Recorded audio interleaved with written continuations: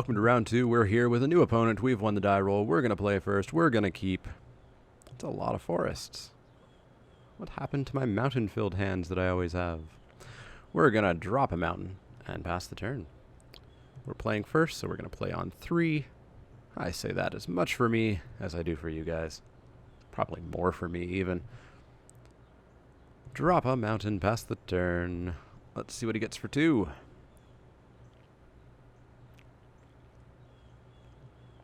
An Anox Survivor, a 2-1 that blows up nothing because it didn't on-morph. And I didn't have anything to target were he even to somehow magically on-morph that token. Proteus Machine, a 2-2. Just a 2-2. Alright. It's interesting art. Well, we'll block and kill the Survivalist, I guess, if we need to. He may just not attack, though. Zathrid Necromancer. Alright. So he's going to get at least a zombie. If not many more, depending on if he gets a bunch of humans or not. Is it human you control? It is human you control. We'll block and kill the Survivalist. Why not? Let's get a 4-drop. Ooh. Duskmantle Seer. So each turn, we're both going to get an extra land into our hand. We're not going to lose any life because there's no casting costs in our deck. And I'm going to be flying in for 4 every turn. Seems fine to me. Yeah, go get an equipment.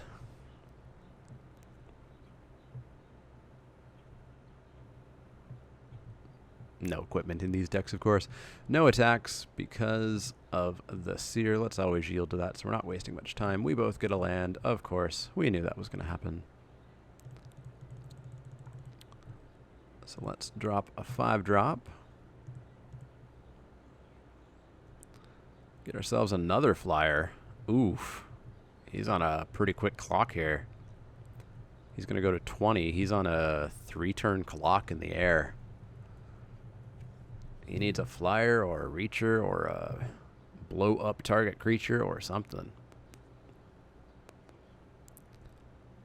Oh, there's a flyer. At the beginning of each player's upkeep, that player sacrifices a creature. If the player can't... Ooh. Okay, that's bad. So, we will sack the Drake, draw a card, draw another card. Yikes. Twilight Shepherd. When it enters the battlefield, return to your hand all cards in your graveyard that were put into the battlefield from the battlefield this turn. Okay, so just a 5/5 flyer. Well, I'm getting lucky with the flyers. Super lucky with the flyers. He sacks his Necromancer. Sounds good. So it's basically whenever somebody can't sack something or he has to sack the demon. But we're going to each have a creature a turn, so it's just going to kind of even out. Target creature must be blocked this turn if able. So that's not going to be all that exciting. It is a 5/4, but not too bad. Alright, so that's going to be blocked if able. So maybe he's actually going to fly in for 4. Nope. We will sack the Duskmantle. So many cards. Let's drop a 7-drop, see what we get. 6/6. Rat Offering. Whenever a permanent is put into an opponent's graveyard, that player loses 1 life. Let's get in for 5. Take him to 11. Sack that zombie token. Lose a life.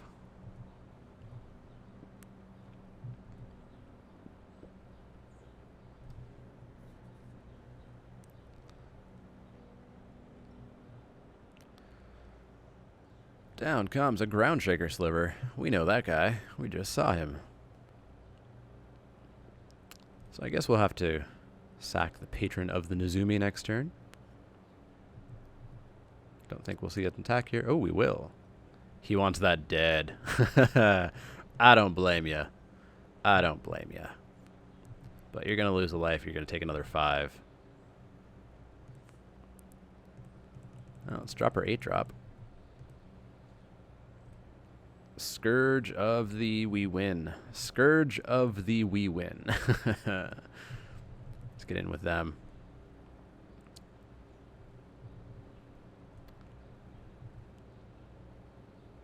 Yeah, we'll kill that. He'll go to 4. He'll go to 3. And then we can just win. He's not going to get 2 flyers here. Unless he does. Yup. We win. That was gross on my part. Did I play a non-flyer? That was gross on my part. I feel bad about that. Well, let's go to game 2. All right. I will keep. He's playing first. He's playing first. All right. So we'll play on 2. And hopefully get a disgusting amount of flyers again.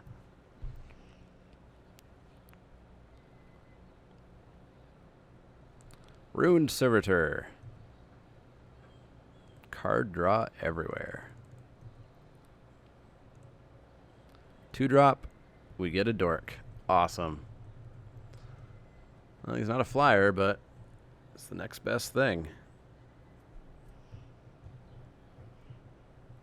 For 3, he walks away with a Mnemonic Sliver, a 2/2 that he can sack to draw a card. If he pays 2. Which he probably won't. Attack me for 2. Let's drop a 4-drop and run away with the game. Or get something terrible. Either or. Feldegriff. Let's read that, because I don't exactly play Pillow Fort Commander all that much. 4/4. So it can gain trample until end of turn, but he gets a hippo. It can gain flying, but he gains 2 life, so he takes 2. Or I can bounce it and he draws a card. So it's just going to be a 4/4. It's just going to be a 4/4. Bronzebeak Moa. It's going to be a 5/5 every turn. That's pretty good. It's pretty darn good, actually. Let's get a 5-drop going. Decorated Griffin. A 2/3 flyer. I'll double block that Moa if he comes in with it. He can kill my hippo. I was going to say, wow, it's legendary, but of course it's legendary. It's a super popular commander. Noblesse of War. 3/4. Attacking creatures you control get +2/+0. So that's going to be a 7/5. Still going to double block it.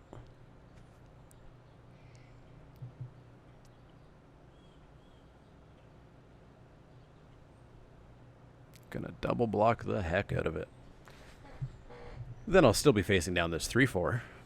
Ooh, in with everything to get the super Noblesse of War thingy going. So I guess I'll take 8 to kill the Moa. There ain't no Moa. Down to 14. That kind of hurts. That Noblesse of War is going to be significantly problematic, like this turn, if I don't get something good. Are you good? When it enters the battlefield, yeah, you're good. So it's a 3/3. So yeah, we're going to exile the Noblesse. Good old Constricting Sliver. I am definitely going to use that ability. And then what is it? What other slivers have that ability? So if more slivers come down, they'll exile as well. But there aren't that many 6-drop and beyond slivers.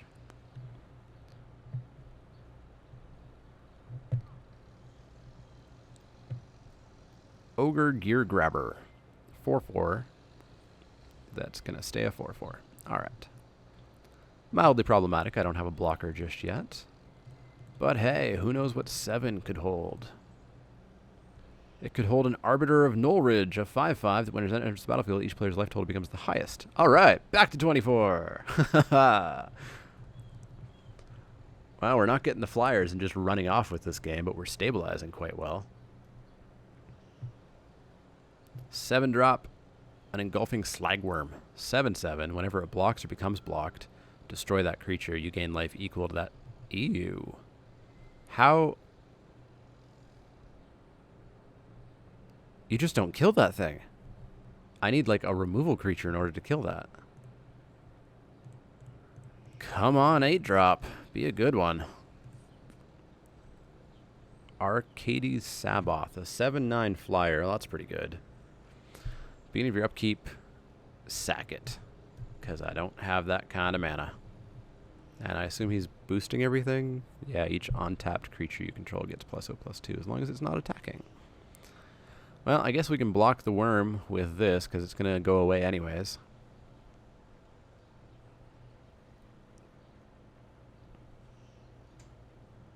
It's going to just draw a card.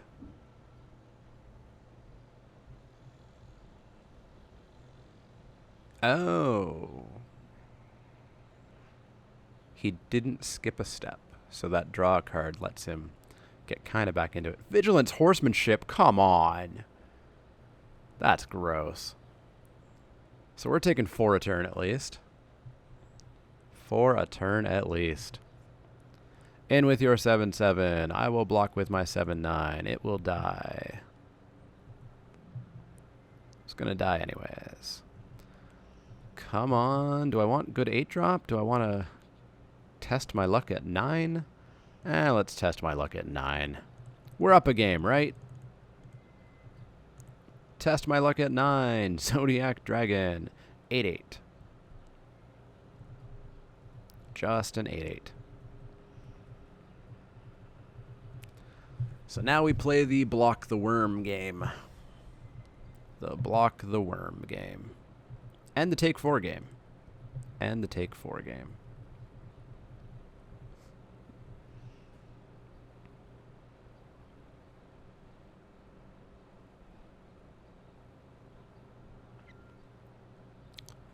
Sisters of Stone Death.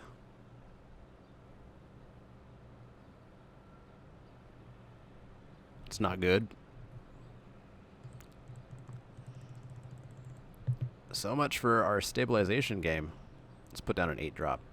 Vorniclex. Alright. Alright. So I can get Emrakul next turn if I wanted to.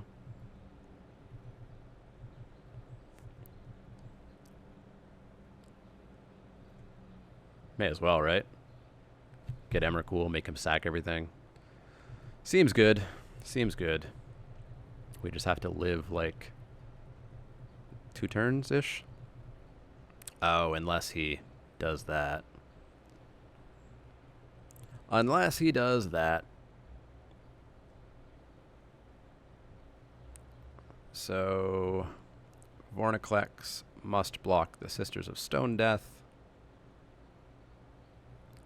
And yeah, I think we just want to sit on 8-drop, so let's sack our Mana Dork here. So they'll trade. He's going to be down a land at least. We're not going to get Emrakul next turn, which is sad. Which is sad.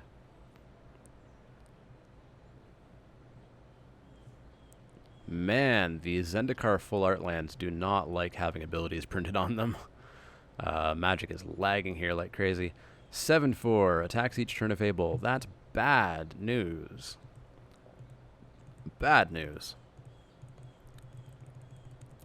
Let's get an 8-drop, get to his turn so that text can go off that forest and make Magic stop chugging like crazy. Come on, you can do it. 8-drop. Discard this land. There we go. Come on. Towering what now? 7/6. Alright. Pass the turn. Get that text off that card so it stops freaking out. Ah. Now it's back to being snappy and responsive. In with the 7/4. In with the 7/7. In with the 4/4. So we'll block here and kill that. And I guess we have to continue blocking the 7/7. Go to 12. He's at 43 because, of course, he's gaining life off the Slagworm. 7-drop. Get Phage. Oh, he does the 6-drop just because he's deathly afraid of hitting Phage, I assume. Gets a Gold Forged Sentinel. Well, we need something good here. Avatar of Might. 8/8 trample.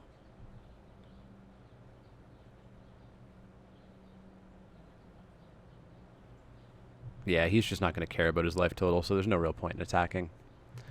We just have to hold off until we can get Platinum Imperium or something or other. So we will block there and take 8.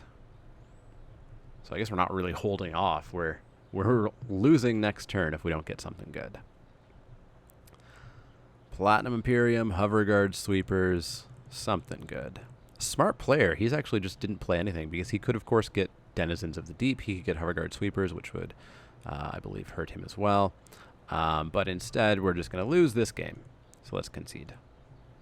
And go to game 3, where hopefully we get our luck back. But we deserve that after that first horrifyingly disgusting flyer-filled game on my side. I will play first. I will keep. I will play this mountain right here. And I will pass the turn.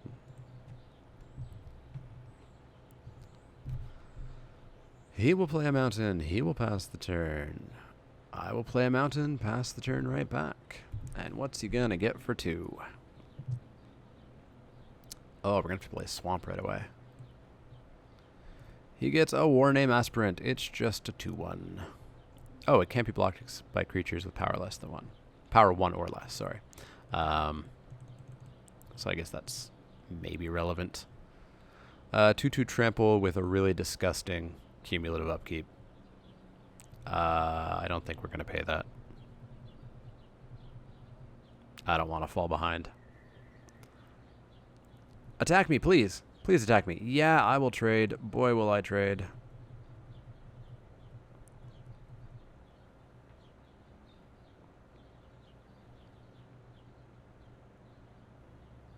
What does it get for a 3? Elvish Spirit. Just a 2/2. Just a 2/2.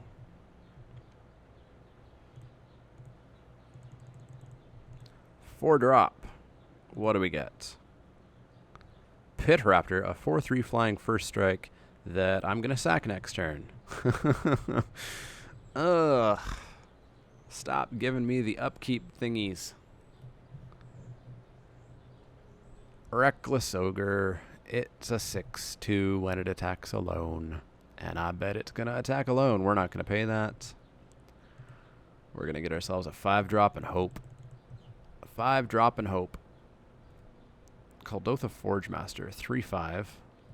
Just a 3/5, so it's going to jump in front of that ogre.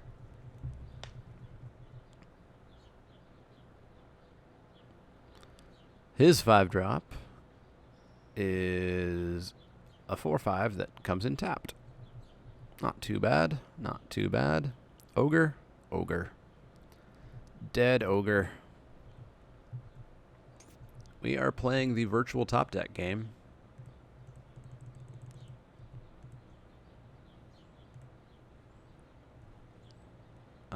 Two life for each other creature you control. So, nothing. It's a 4/4 flyer, but it doesn't block the 4/5 ground guy.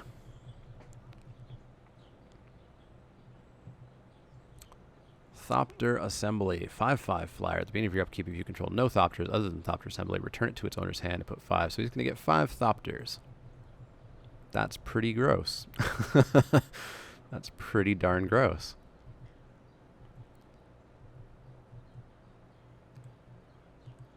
Come on, 7-drop. Be a good one. 10/10 tapped, fading 2. So I get to attack with a 10/10 that's going to be completely blanked by a Thopter.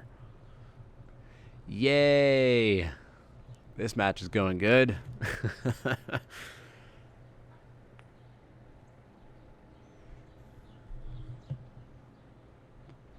Elish Norn. Oh, that is so good with the Thopters. Oh. Yeah, I'll take 10, I guess. Why not? I'm just dead. This 8-drop needs to be a good one, or we're just dead. Are we just dead? When it enters the battlefield, search your library for any number of land cards, exile them, shuffle your library. If you do, it has base power and toughness. Oh, yeah, I'm going to use the ability. Yeah, I'm going to go that.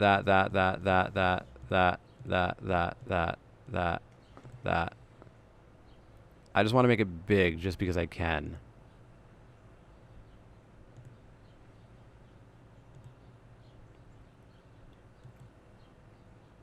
It's taking too long. It's taking too long.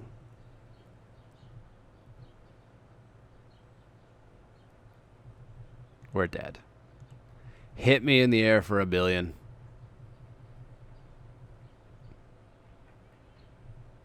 Good game. That was some serious luck. Wow. That was really good on his part. We had an amazing first game, so I'm fine with that. That was a fun match of Momir Vig. But I'll see you guys for round 3, where maybe we can go 2-1. Maybe we go 1-2 again, but we'll see.